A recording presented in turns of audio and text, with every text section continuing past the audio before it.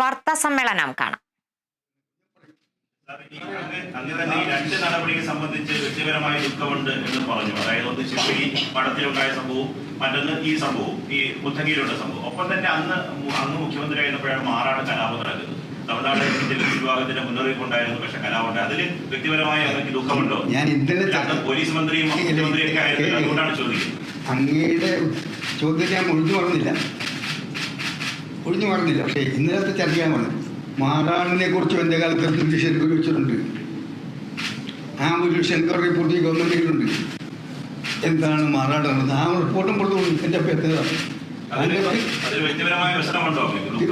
എൻ്റെ കാലത്ത് നടത്തുന്ന എല്ലാ ഇതുപോലുള്ള ആക്ഷൻസ് എല്ലാം ദുഃഖം ചെയ്യും. പക്ഷെ ഭരണാധികാരികൾക്ക് ചിലപ്പോൾ അവർക്ക് ചില കടമകളുണ്ട്.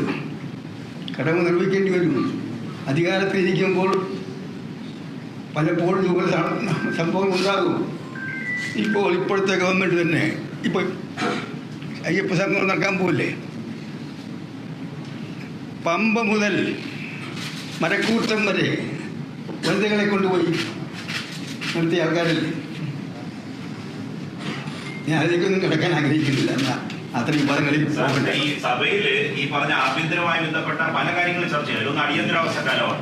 അടിയന്തരാവസ്ഥ കാലത്ത് അന്ന് ഈ ശേഷം ഭീകരത്തിന് ശേഷം അന്ന് മുഖ്യമന്ത്രി ഇച്ചിരവാര്യർ തന്നെ അദ്ദേഹത്തിന്റെ ആത്മഹത്യയിൽ പറയുന്നുണ്ട്. അന്നത്തെ സ്പെഷ്യൽ പബ്ലിക് പ്രോസിക്യൂട്ടറെ ഇന്ന് കുഞ്ഞിരാമൻ മേനോനെ നിയമിക്കണമെന്ന കാര്യം അങ്ങയോട് വന്ന് അഭ്യർത്ഥിച്ചു. ആ കേസ് കോയമ്പത്തൂർ കോടതിയിൽ പരാജയപ്പെട്ടു പോയി. അതിൽ അങ്ങ് ഇപ്പോഴും ആരോപണ വരികയാണ്. അദ്ദേഹത്തിന്റെ ആത്മഹത്യയിൽ എഴുതി പരാമർശിച്ചു. മാറാട്ട് മുത്തങ്ങയിൽ മാത്രമല്ല സാർ, അന്ന് ആഭ്യന്തര ഉപദ്രവമായപ്പോൾ സമാനമായ നിരവധി ആരോപണങ്ങളുണ്ട്. പറയട്ടെ, എന്നെ പ്രോവോക്കിക്കേണ്ടതുകൊണ്ട് ഞാൻ രാഷ്ട്രീയ ആവശ്യമായിരിക്കും. പത്രക്കാരന് അപ്പുറത്തെ രാഷ്ട്രീയമുണ്ടല്ലോ. പക്ഷെ ഇന്ന് ഞാൻ ഈ രണ്ട് വിഷയങ്ങളൊക്കെ പറയുന്നുള്ളൂ. രണ്ട് കാര്യങ്ങളെ കുറിച്ചാണ് പറഞ്ഞത്. ശിവഗിരിയും മുത്തങ്ങയെ കുറിച്ചും പറഞ്ഞു. രണ്ട് കോടതി വിധിയെ തുടർന്നാണ് അങ്ങനെ ഒരു നടപടി ഉണ്ടായത് എന്ന് പറഞ്ഞാൽ അത് കോടതി ഉണ്ടായത് കൊണ്ടാണ് അങ്ങനെ നടപടി ഉണ്ടായതെന്ന് പറഞ്ഞാൽ അന്ന് പോലീസ് നടത്തിയ ആ നടപടികളെ ന്യായീകരിക്കുകയാണ്. ആ നടപടികളിലേക്ക് വഴിവെച്ച കാര്യങ്ങൾ നയനാർ നിയോഗിച്ച ജസ്റ്റിസ് ബാലകൃഷ്ണൻ നമ്പ്യാർ റിപ്പോർട്ടിൽ പറഞ്ഞിട്ടുണ്ട്. അതുപോലെ തന്നെ മുത്തങ്ങ സംഭവത്തെക്കുറിച്ച് CBIയുടെ എൻക്വയറി റിപ്പോർട്ടുണ്ട്. അത് വായിച്ചു നോക്കുക.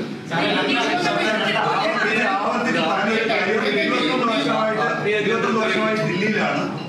താൻ ദില്ലിയിലേക്ക് പോയി ആവർത്തിച്ച് പറഞ്ഞൊരു പോയിന്റാണ്. ഇന്നലത്തെ കാര്യം സൂചിപ്പിച്ചുകൊണ്ട് പറഞ്ഞാണ് താനൊന്ന് പോയി മറുപടി പറയാൻ ആരും ഉണ്ടായിരുന്നില്ല എന്ന്.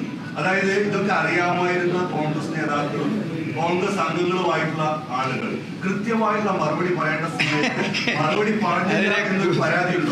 എനിക്ക് മനസ്സിലായി.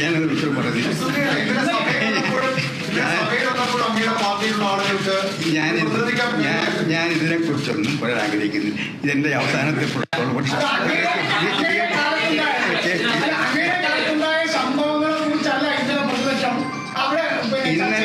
ഇന്നലെ ചർച്ചയിൽ പ്രതിപക്ഷ നേതാവ് വളരെ ശക്തമായി ഇന്നലെ പോലീസിന്റെ അതിക്രമങ്ങളെക്കുറിച്ച് നടന്ന ചർച്ചയിൽ ഭരണകക്ഷി അംഗങ്ങൾ ഉന്നയിച്ച പ്രശ്നങ്ങൾക്ക് അതിശക്തമായ മറുപടി 21 വർഷങ്ങൾക്ക് ശേഷം അങ്ങേക്ക് തന്നെ വന്നിട്ട് പ്രതിരോധം തീർക്കേണ്ടി വരുന്നതുകൊണ്ടാണ് പാർട്ടി ഇത്ര ഷാർപ്പായി ഇന്നലെ സഭയിൽ പ്രതിരോധിച്ചില്ല. അങ്ങേ ഈ റിപ്പോർട്ടിന്റെ കാര്യം ഈ പറഞ്ഞ പ്രതിപക്ഷത്തിന് പറയാറില്ല. അങ്ങ് ഈ മൂന്നാമത്തെ റിപ്പോർട്ട് പറഞ്ഞു. ഈ കമ്മീഷൻ റിപ്പോർട്ട് സംബന്ധിച്ച്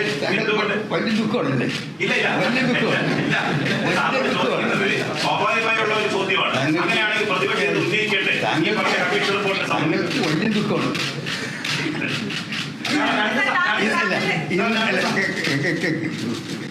ഇന്ന് ഞാൻ ഈ രണ്ട് വിഷയങ്ങൾ മാത്രമേ സംസാരിക്കുന്നുള്ളൂ. എൻ്റെ അവസാനത്തെ പ്രസ് കോൺഫറൻസ് അല്ല. എൻ്റെ അവസാനത്തെ പ്രസ് കോൺഫറൻസ് അല്ല.